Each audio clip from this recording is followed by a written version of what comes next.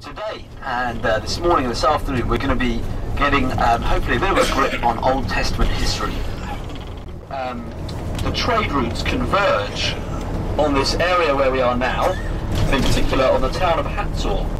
We're still on that very important road that runs from Africa up to Asia and Europe, and the road runs through this town called Hazor, which is where we're heading to now. It's an ancient city that was here before Abraham came. It was a huge city, about 20 times the size of Jerusalem under King David or King Solomon. And in this it fits exactly with the history of the Northern Kingdom. Strong Canaanite civilization, wiped out by weak Israelites, built up strong by Solomon, destroyed by the Assyrians because of their idolatry. Okay, now, welcome to Hazor. When the archaeologists came here, they thought here is a pretty typical town.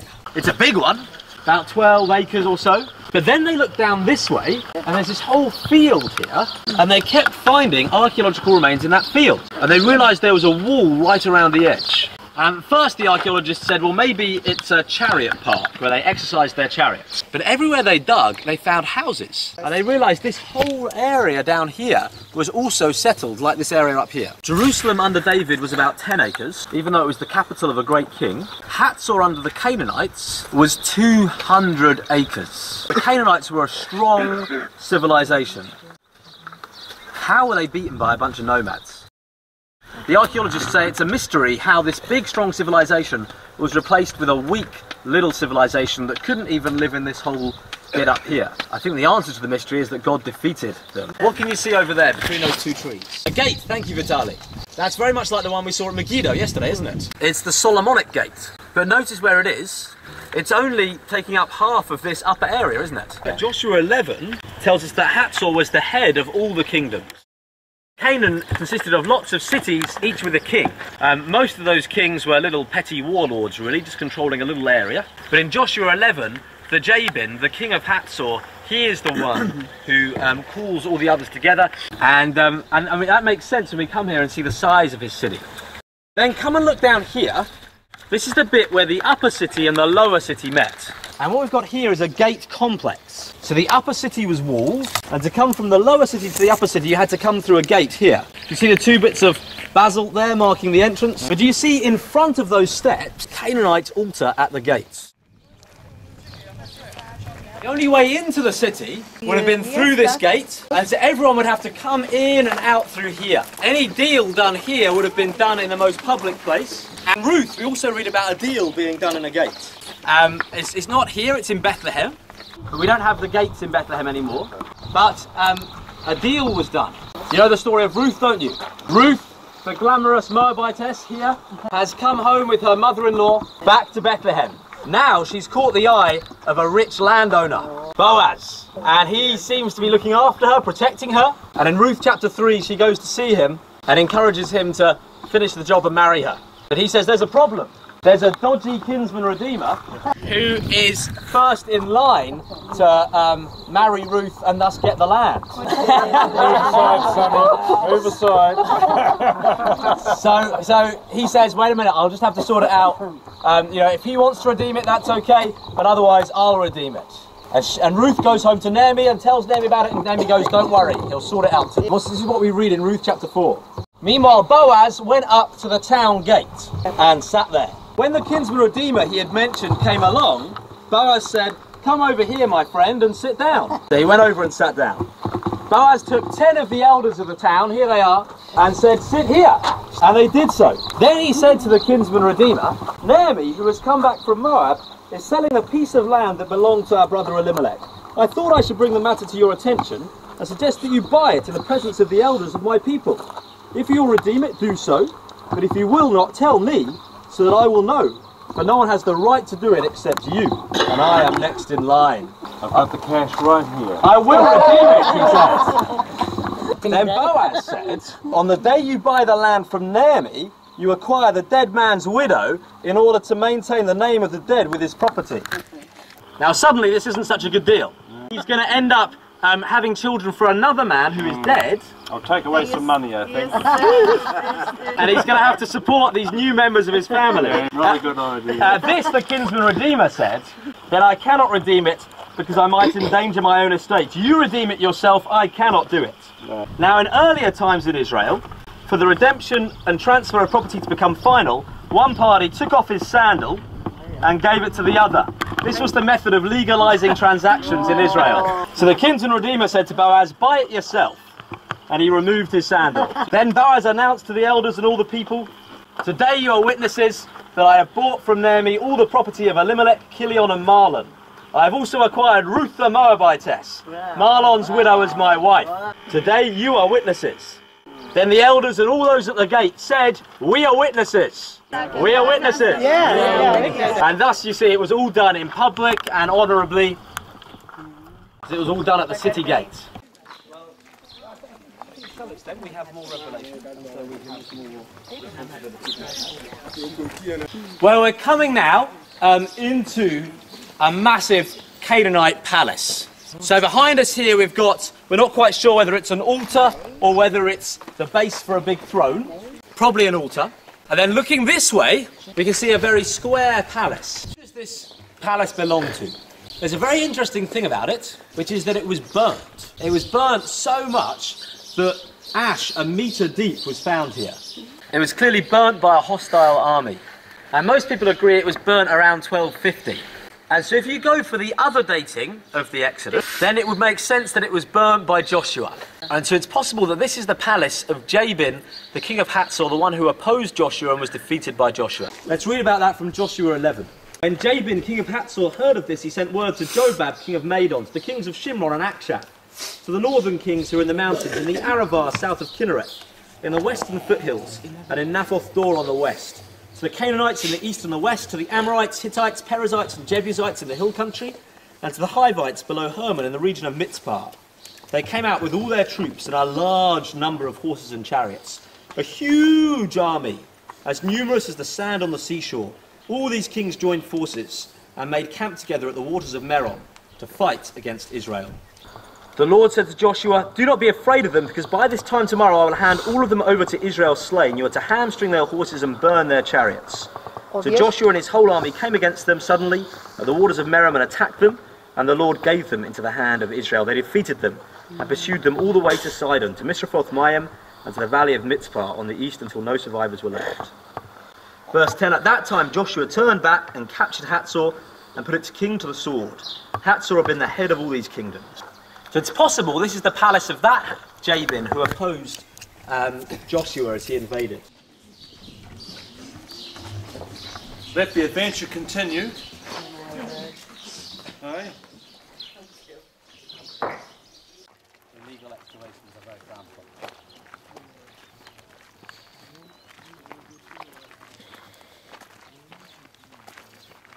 Look through there. Do you see anything familiar? Olive press. So this is a very rich farming area here. That's an olive press. It's essentially the same design as the one we saw yesterday, but much, much older. They were trying to reconstruct one from the time of Jesus yesterday. This one is from about 800 years before the time of Jesus. This is a rich, affluent city, lots of farming around here.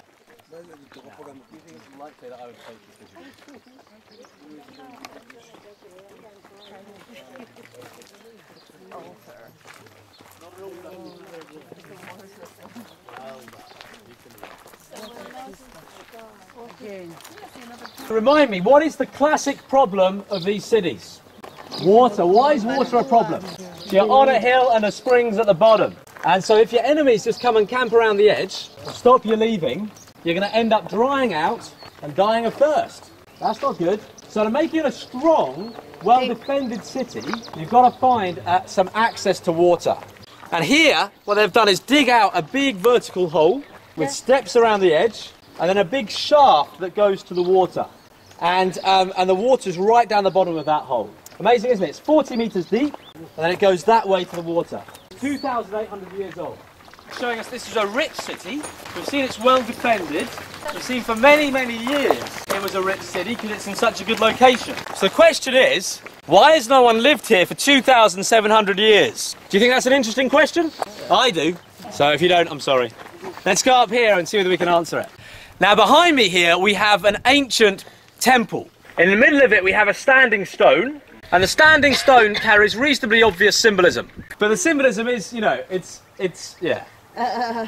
This is a standing stone, a masabah, and it shows us what Canaanite religion was all about. Canaanite religion was all about fertility. In this land, you are very dependent on the rain. Without the rain, you don't get any crops, and so you worship the God that will bring the rain.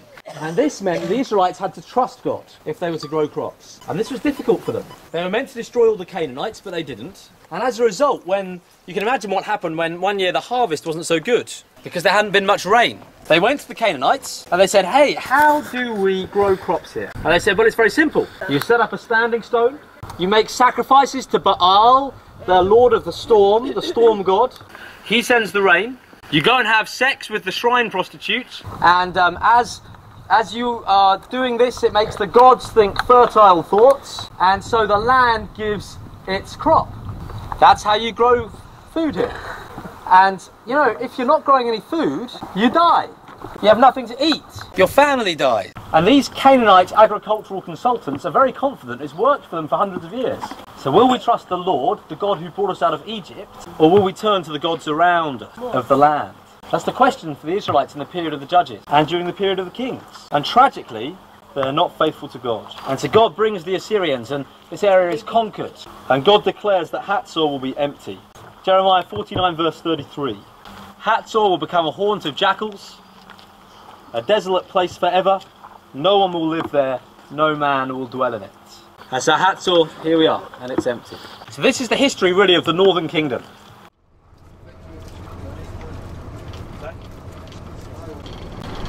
Today that lake's not there anymore, and there was a lot of mosquitoes and malaria there. It was drained in the last 60 years and made into this beautiful farming area that we can see off to our right. It was one of the reasons that they were able to eradicate malaria from this region. We're travelling now to the town of Kiryat Shimoda, where today it's a town, the largest northernmost town in Israel. About 25,000 people live here. It's not a biblical town, but it's near where the town of Dan would have been.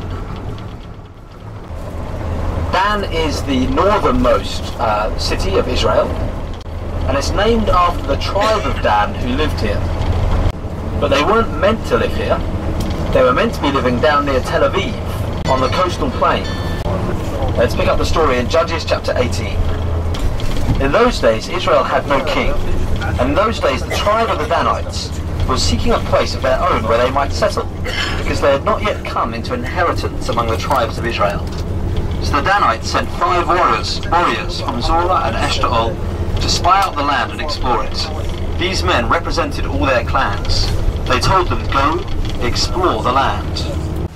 But they come up here to this beautiful lush area and they think, yes, that's the place for us.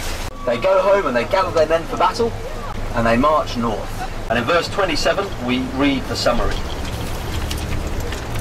Then they took what Micah had made and his priest and went on to Laish, which is what the town was called then, against a peaceful and unsuspecting people. They attacked them with the sword and burned down their city. There was no one to rescue them because they lived a long way from Sidon and had no relationship with anyone else. The city was in a valley near Beth Rehob. The Danites rebuilt the city and settled there. So that's the birth of the city of Dan, born in violence and soaked in idolatry from the beginning. But it's also the source of the Jordan, and so it seems a very magical, fertile place.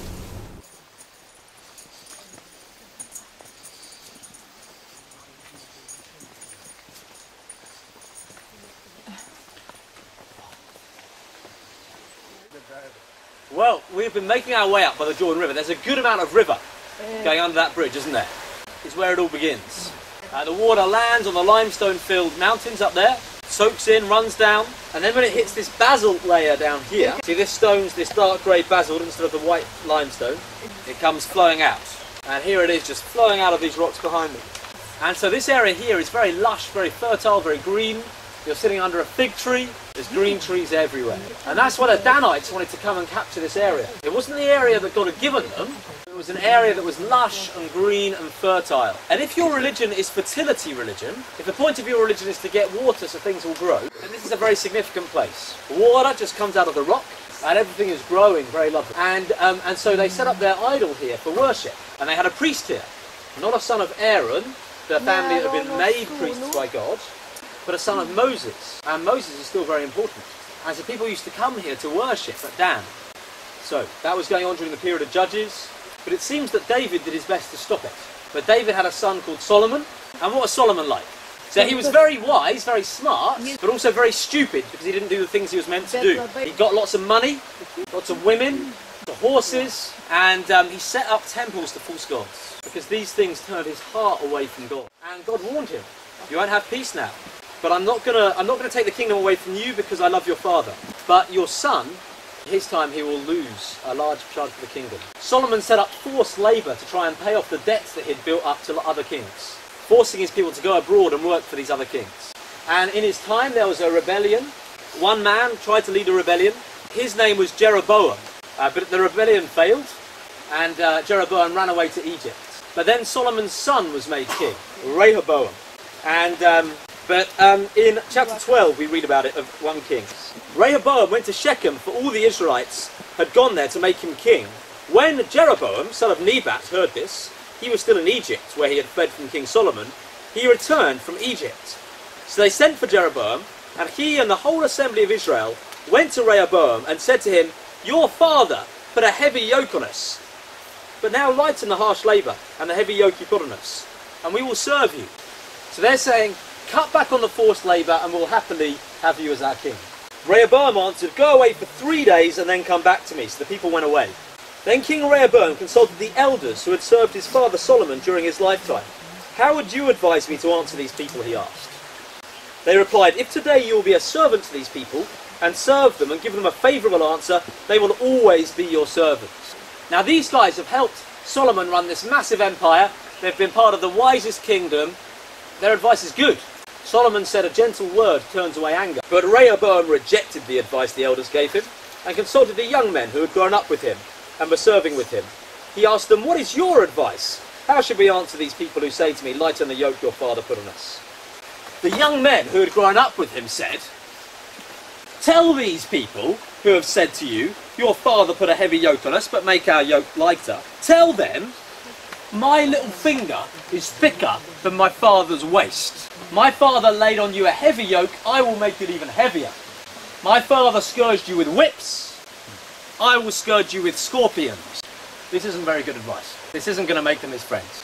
3 days later, Jeroboam and all the people returned to Rehoboam, as the king had said, "Come back to me in 3 days." The king answered the people harshly, rejecting the advice given him by the elders. He followed the advice of the young men and said, "My father made your yoke heavy, I will make it even heavier. My father scourged you with whips, I will scourge you with scorpions." So the king did not listen to the people, for this turn of events was from the Lord, to fulfill the word the Lord had spoken to Jeroboam son of Nebat through Ahijah the Shilonites. When all Israel saw that the king refused to listen to them, they answered the king, "What share do we have in David? What part in Jesse's son? To your tents, O Israel, look after your own house, O David." So the Israelites went home. But as for the Israelites who were living in the towns of Judah, Rehoboam still ruled over them. So the kingdom is split in half. In Jerusalem, the descendant of David is on the throne, and now Jeroboam is made king in Shechem, a couple of days' march north of Jerusalem. And Rehoboam tries to get the kingdom back. First he sends out Adoniram, who's in charge of forced labour, which is a bad choice in the circumstances. He gets stoned to death. Then he sets out to make war on them with an army, but the prophet stops the army and says, "Go home, this is from God." And the army will turn and go home, and Rehoboam's left with no army. So the country ends up split in half. But Jeroboam, living in the north, has a problem. Do you think what that problem might be? Where do the people go to worship? Where is the only place God has told them they're allowed to worship? The temple in Jerusalem. Now, when they go there, whose territory are they going into? Rehoboam's. Whose preachers are they going to listen to? Rehoboam's. Let's see what Jeroboam did about this.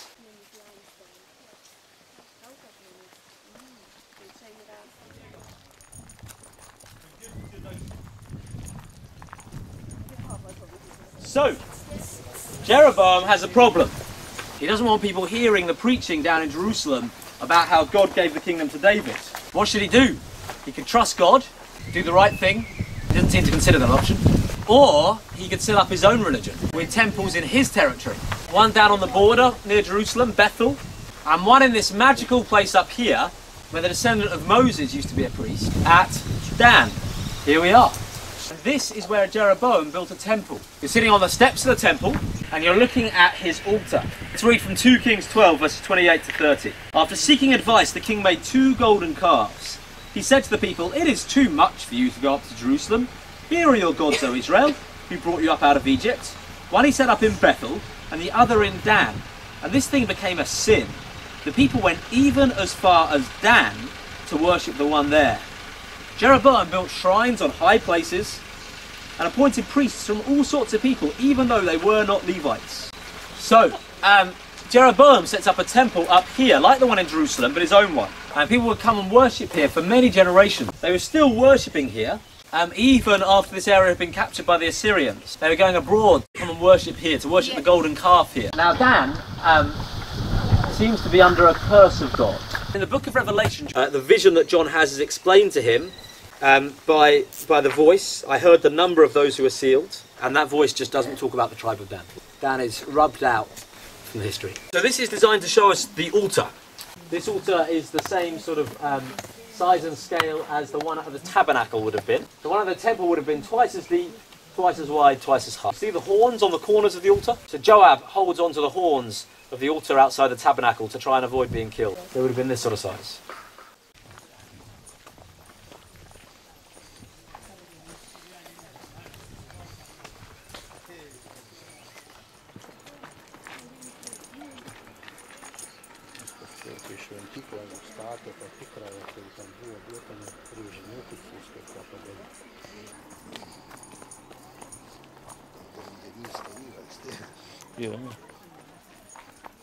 So guys, you're coming through the gate complex now.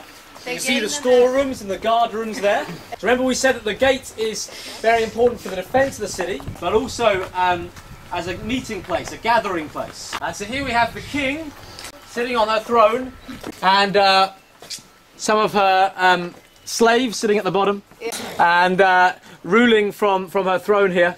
So this is where the big man of the city would sit in his special seat at the gate. You can see some bases here, these are original.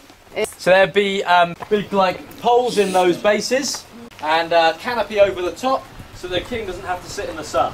Now we know that Job had a special seat like this. Job 29 verse 7. When I went to the gate of the city and took my seat in the public square, the young men saw me and stepped aside. The old men rose to their feet. The chief men refrained from speaking and covered their mouths with their hands. The voices of the nobles were hushed, and their tongues stuck to the roof of their mouths. Whoever heard me spoke well of me, and those who saw me commended me, because I rescued the poor who cried for help, and the fatherless who had none to assist him. So Job sits in a special seat in the gate, but he does it to defend the poor, the weak, the powerless.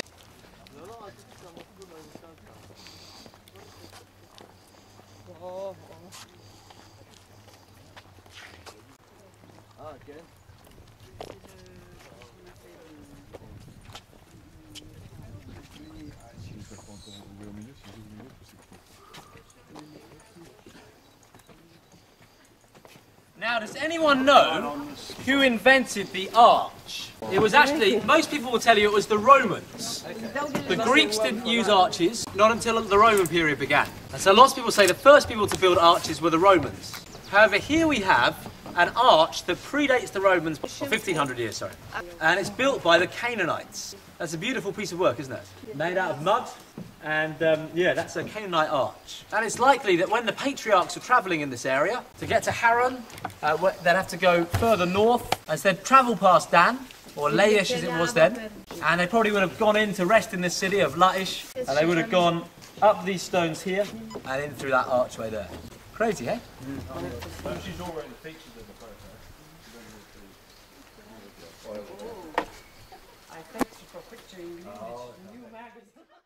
He's run from here all the way down to the other side of Lake Galilee. You'll see lots of signs saying mines. So don't go jumping these fences and running through the fields because it's really not safe. And we're heading towards what was a very significant town in the time of Jesus. there was the town of Caesarea Philippi. Caesar Augustus gave this area to King Herod. And Herod built a temple here to Caesar.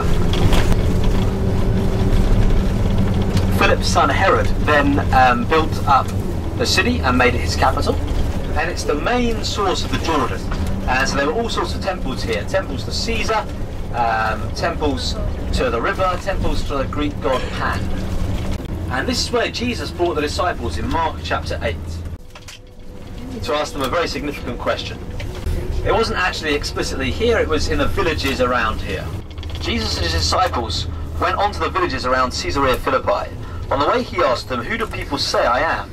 They replied, "Some say John the Baptist, others say Elijah, and still others, one of the prophets." "But what about you?" he asked. "Who do you say I am?" Peter answered, "You are the Christ." Jesus warned them not to tell anyone about him. So guys, behind us here you can see a big natural cave. And in ancient times the water came straight out of that cave. And as a result you can imagine people thought, well, a god must live here. A big temple was built to Augustus here. You see, Caesar was much more than just the king. Caesar was Lord.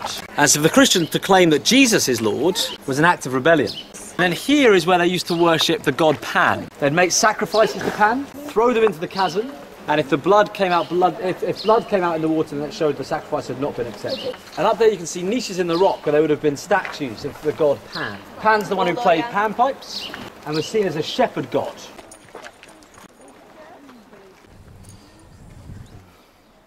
So, if we'd been here at the time of Jesus, we would have seen this temple here, and then behind it is where the ceremonies to Pan happens. This is the one to Augustus here. This would have been the centre of worship at that time. Where we're standing now is the court of Pan and the Nymphs. The Nymphs being young, attractive ladies who are water spirits. They were worshipped here. Their statues would have been back here. And we're not quite sure when this was built, but it was about the time of Jesus. So it shows there was a lot of Greek influence here, even Greek religious influence, even though this was meant to be a Jewish area. Over here there was a courtyard of dancing goats. So they'd play the music, and I've seen it. And the way in which they danced showed the future. So lots of pagan divination going on up here. And the dancing goats were down this way. So this is a couple hundred years after Jesus. So they would live in the back bit and then dance in that front semicircle there. And then once they died, their bodies were put over here. So this is the grave of the sacred goats. But eventually, about 500 years after Jesus, this site fell into neglect and disrepair. It wasn't destroyed, but people lost interest in it. Why? Because so many had become Christians.